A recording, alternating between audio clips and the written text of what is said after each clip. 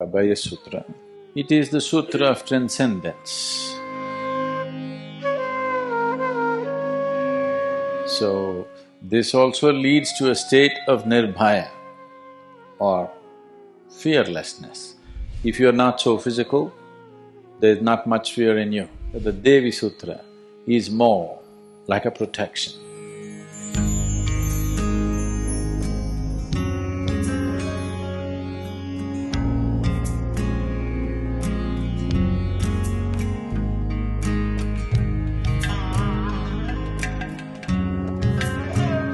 The whole science of yoga itself is extrapolated in the form of sutras, various kinds of sutras. Over 200 sutras makes the whole body of yogic knowledge. So when they say sutra, in that context,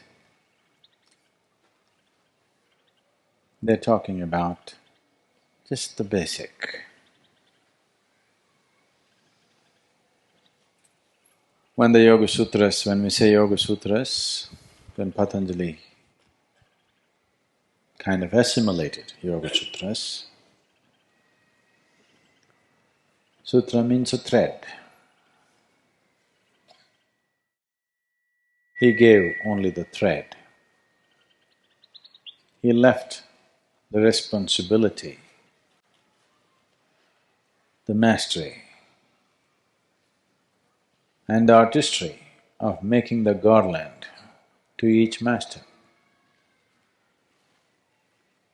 The sutra is same, the thread is same, but what kind of garland you make out of it is different.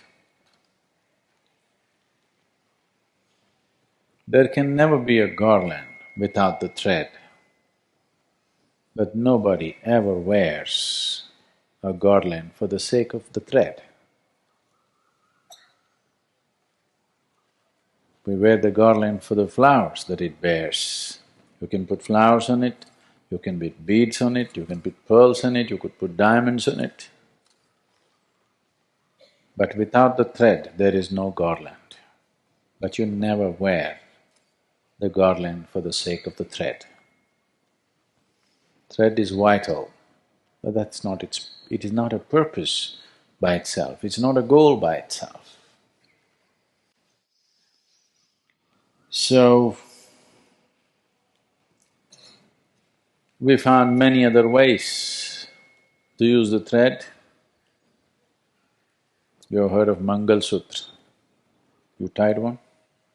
Okay.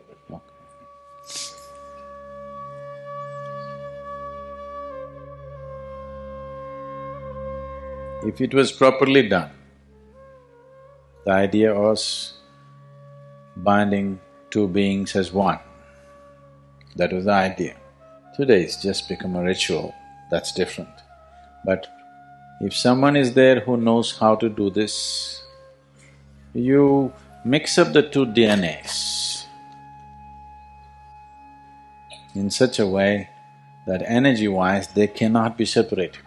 Doesn't matter what happens. Many things may happen in the course of life.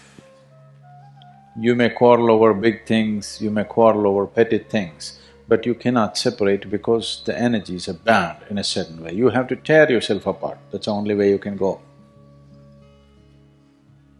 It's not like shedding your clothes, it's like peeling your skin off.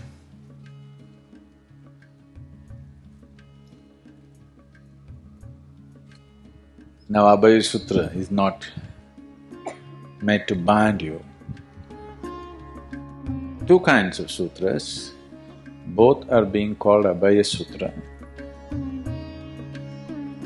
The terminology Abhaya Sutra goes better with the Devi Sutra, which is red in color. When you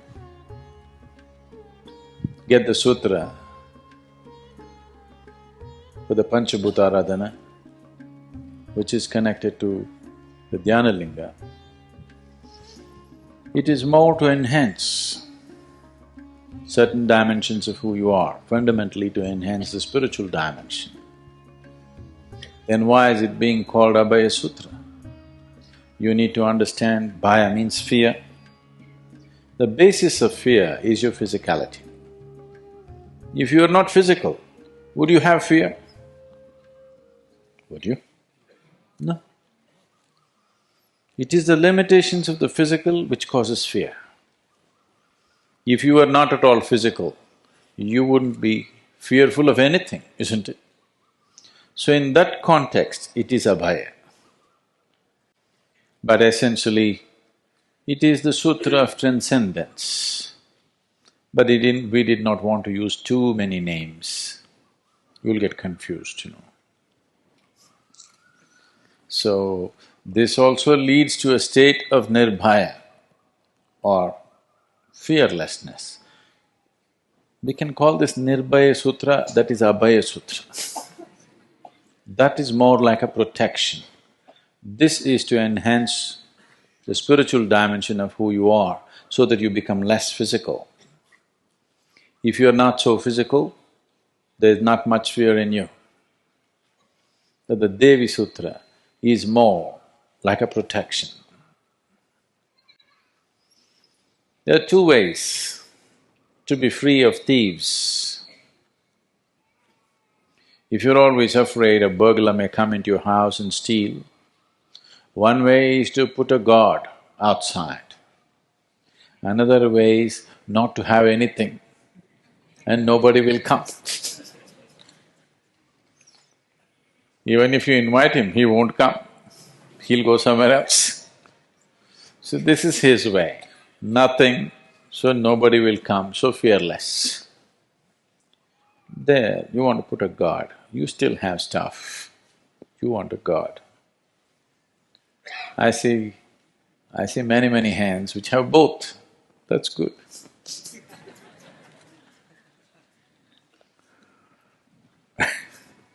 So how to dispose it? You can keep it for a minimum of 40 days. If you're not using soap, too much soap, it will last much longer.